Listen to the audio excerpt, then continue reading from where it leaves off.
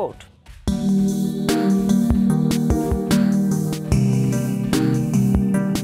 বিত্তবান বিদেশিদের আকৃষ্ট জ্ঞান বিজ্ঞান বিনোদনে সমৃদ্ধ করতে 2019 সালে গোল্ডেন ভিসা চালু করে সংযুক্ত আরব আমিরাত। এর সুফল পেয়েছে দেশটি।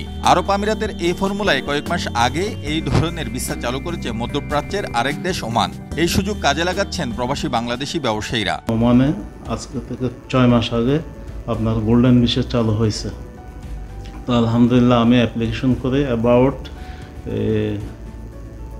2 মাস পরে আমি গোল্ডেন ভিসা পেয়েছি। বিজনেসম্যান আছে যারা ওমানে, যারা দীর্ঘদিন যাবৎ ওমানে বসবাস করতেছে, তাদের জন্য একটা মাইল ফলো বলে মনে করে। অনেকে আবার সংযুক্ত আরব আমিরাত এবং ওমান দুই দেশেরই গোল্ডেন ভিসা পেয়েছেন। তারা গোল্ডেন ভিসার সুবিধা নিয়ে দুই দেশেই বাণিজ্য সম্প্রসারণ করেছেন। গোল্ডেন ভিসাধারীদের অনেকে স্থায়ীভাবে জায়গা জমি কিনে দীর্ঘদিন বসবাসের ব্যবস্থাও করেছেন দেশ দুটিতে। এই ভিসা সাধারণ যে ক্যাটাগরি, যে 2 বছরের ভিসা, এগুলো আস্তে আস্তে এলিমিনেট হয়ে যারা দীর্ঘদিন ধরে আছেন, 10 বছর 20 বছর ধরে আছেন, তাদেরকে তারা অটোমেটিক্যালি কোয়ালিফাই করে এগুলো হাতে হাতে দিয়ে দেবেন। বিভিন্ন সেক্টরে যারা এখানে গুরুত্বপূর্ণ অবদান রেখে যাচ্ছে তাদের জন্য এই ভিসা প্রকল্পটি এই সরকার চালু করেছে 2019 সাল থেকে, এবং এটি চালু করার পর থেকে বেশ কিছু বাংলাদেশি নাগরিক এই ভিসার সুবিধা পেয়েছে।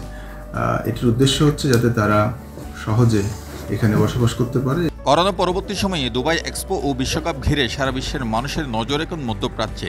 এই সুযোগে সৌদি আরব, কুয়েত, কাতার, বাহরাইন এবং ওমানের ভিসা পদ্ধতিতে ব্যাপক পরিবর্তন আনা হয়েছে। সংযুক্ত আরব আমিরাত এবং ওমানের মতো দীর্ঘমেয়াদী ভিসার প্রচলন মধ্যপ্রাচ্যের বাকি দেশগুলোতেও আসতে পারে বলে মনে করছেন বিশেষজ্ঞরা।